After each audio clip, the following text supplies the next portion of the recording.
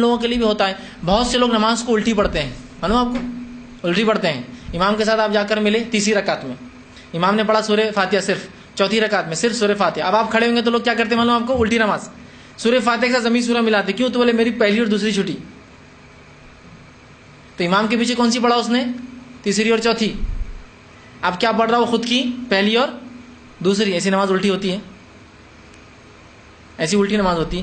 امام کے ساتھ جو آپ کی تیسری تھی, آپ کی امام کی تیسری تھی, آپ کی پہلی تھی, وہ آپ بولیں ضمیری سورہ واجب نہیں ہے نا. آپ نے امام کے ساتھ جو چوتھی پڑھی وہ آپ کی دوسری تھی. امام جب سلام پھیر دیا آپ کھڑے ہوئے, وہ آپ کی تیسری تھی, تو آپ صرف ضمیری اس میں صرف سورہ فاتحہ پڑھیں گے.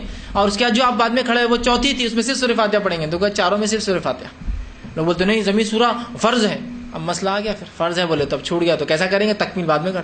حتیٰ کہ سما بھی پڑھتے تیسری رکعت میں کھڑے ہو کے, ان کی خود کی تیسری میں کھڑے ہوتے سبحانک اللہم و بحمدک تبارک اسمک, پھر سورہ فاتحہ پھر ضمیری. کیوں؟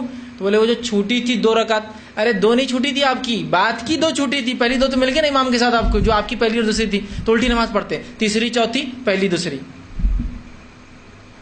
اور مغرب میں پھر سر پھٹ جاتا, پھر مغرب میں سمجھ میں نہیں آتا کیسے کسی کو کیا بنانا. مغرب میں کیا بنائیں گے آپ, دوسری ملے تو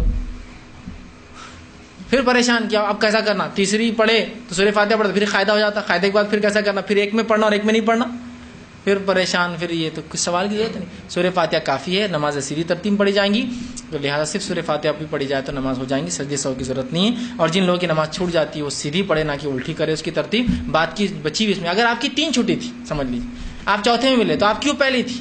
جب آپ دوسری کے لیے کھڑے ہوں گے امام کے ہونے, جو آپ کی دوسری ہوں گی, تب آپ ضمیری سورہ ملائیں گے, چونکہ آپ کی دوسری ہے نا.